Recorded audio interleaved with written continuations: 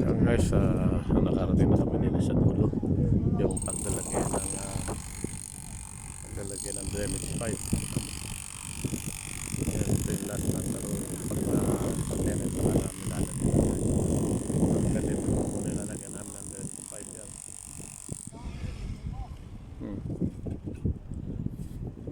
Hanggang dito lalagyan na namin guys ha.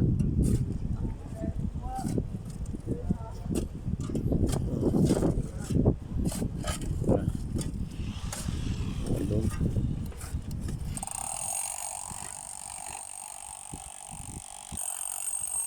Yan guys ha.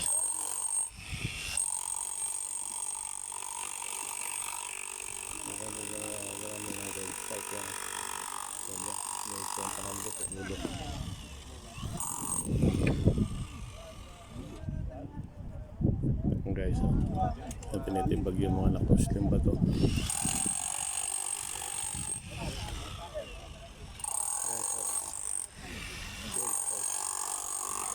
Ito guys, hanggang dito yung drainage pipe tapos ayun hanggang sa dulo ng guys. Hanggang dyan yung nalagyan namin drainage pipe ha. So yan lang muna, bukas na namin ulit tutuloy ito guys. So tapos pagyari na lalagyan namin ng blanket. Yan guys, yan update ko ngayon sa pag-installation ng drainage pipe.